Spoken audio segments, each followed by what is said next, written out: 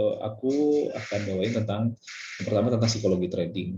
Jadi kenapa sih memang psikologi trading ini menjadi satu hal yang sangat penting di dalam perjalanan kita trading, karena memang salah satu faktor keberhasilan kita trading ini kita punya psikologi yang baik, Bapak Ibu, supaya di dalam analisa kita menjadi lebih rasional, di dalam kita berinvestasi lebih rasional, nggak terlalu FOMO, nggak fear, and nggak greed. Nah, sebelum kita memulai investasi, ini adalah landasan berpikir yang menurut aku cukup baik. Apalagi misalkan Bapak Ibu niatnya adalah investasi, gitu ya. Maka yang pertama-tama yang harus kita siapkan di dalam kita punya asset allocation, di dalam kita punya investasi, atau misalkan di dalam dana keuangan kita sehari-hari, maka yang pertama-tama yang kita harus siapkan pertama adalah dana darurat, gitu ya. Jangan sampai kita tidak mempunyai dana darurat sama sekali. Nah, fungsinya dana darurat ini apa? Yang pertama, misalkan kita bisa lihat yang namanya sakit, kita nggak pernah tahu, tiba-tiba kita butuh uang. Atau misalkan tiba-tiba amit-amit ada yang kecelakaan, anggota keluarga kita ada yang sakit, atau misalkan tiba-tiba ada sesuatu hal yang harus kita bayarkan, sehingga seluruh uang itu kita bisa ambil dari dana darurat. Nah, umpamakan kita nggak punya dana darurat, maka yang akan kita korbankan apa? Adalah investasinya kita. Nah, masalah investasi ini kadang menjadi satu hal yang kita lihat harus dalam tujuan yang panjang ke depan gitu. Jadi kalau misalkan tujuannya cuma 2 bulan, 3 bulan, ada duit nganggur, masukin, apalagi let's say ke pasar modal, sebenarnya itu kurang tepat, teman-teman ya.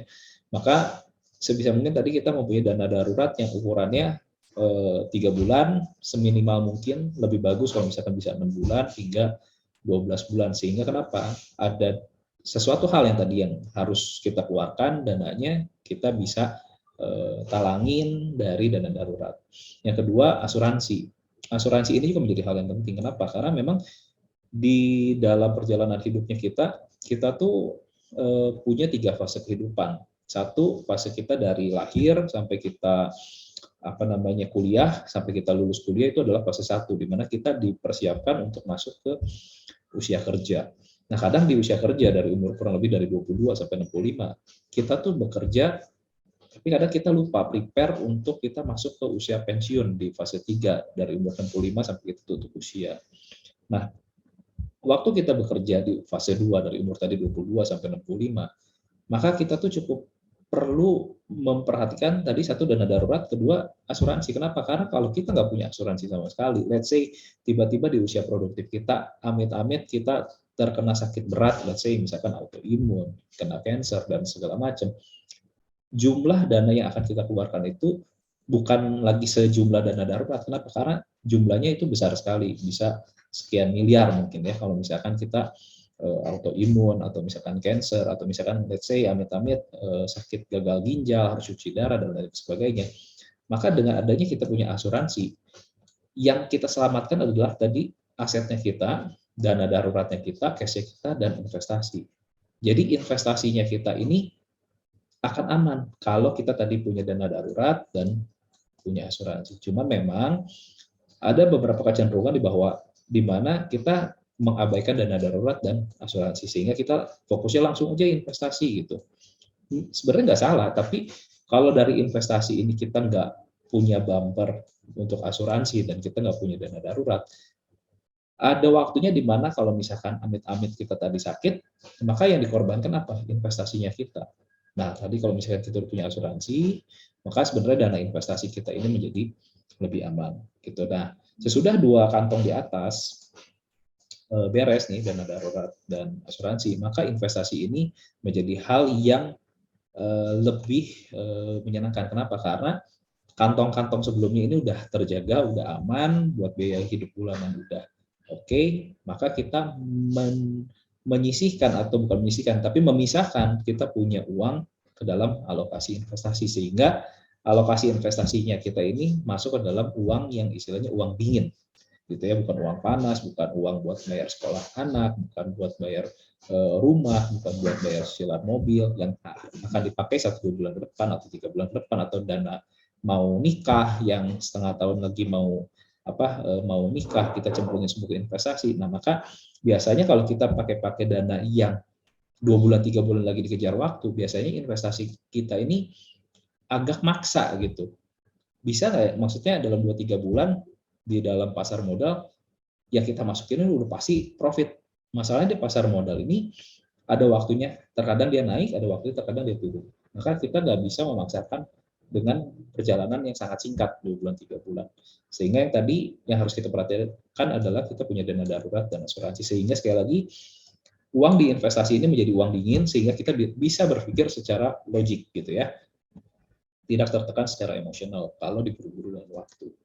Nah, coba bayangkan kalau misalkan ada 2 orang trader, yang pertama trader A memiliki aset 100 juta, trader B memiliki aset 1 miliar gitu ya. Kedua orang ini memasukkan uangnya sama-sama 100 juta ke instrumen investasi di pasar modal gitu ya. Nah, kita bisa lihat trader A ini loss 50 juta, maka dia udah loss 50% dari total aset. Jadi dari seluruh uang yang dia punya, dari seluruh harta yang dia punya. Kenapa? Karena tadi asetnya trader A ini hanya 100 juta, 100 jutanya. Nah, coba bayangkan si trader B, dia loss 50 juta, tapi dia punya tadi aset berapa? 1 miliar. Maka kalau dia loss 50 juta, ya dia lossnya hanya 5% dari total aset. Maka secara perbandingan, yang trader A ini ketika dia loss 50% dari total aset, dia akan jauh lebih emosional, lebih tertekan dibandingkan dengan trader B yang loss hanya 5% dari total asetnya dia. Meskipun sama-sama ya, nilai secara nominalnya memang sama-sama 50 juta, tapi secara total dari dia punya aset itu hal yang berbeda. Maka tekanan psikologinya pun akan sangat berbeda. Jadi intinya apa? Intinya adalah kita harus menyisihkan atau mempersiapkan uang yang ada di kantong investasinya kita adalah uang dingin, sekali lagi ya, bukan uang panas. Kenapa? Karena itu akan sangat mengganggu kita punya emosional. Anggap yang tadi 100 juta, kita loss 5%, 10%, bahkan ke 50% itu sangat mengganggu kita emosional. Kenapa? Karena mungkin kita udah nabung bertahun-tahun supaya kita bisa dapetin 100 juta, baru nyemplung sebulan 2 bulan habis 50 juta. Padahal kita baru belajar gitu. Maka penting banget sekali lagi mempersiapkan tadi dana darurat, asuransi, sehingga kita di investasi ini kita memakai hanya uang dinginnya kita, sehingga kita bisa berpikir lebih rasional. Nanti kita berpikir lebih rasional seperti apa, nanti kita akan belajar dengan berbagai metode yang akan kita pelajari 5 minggu ke depan dari beberapa mentor yang ada di Host Championship Season 7. Nah, pernah nggak sih maksudnya kita merasakan misalkan kita menggunakan akun di aplikasi-aplikasi tertentu dengan akun demo gitu, kok misalkan kita dikasih deposit 100 juta atau 200 juta gitu ya, latihan beli saham ini, beli saham itu, kok untung aja gitu.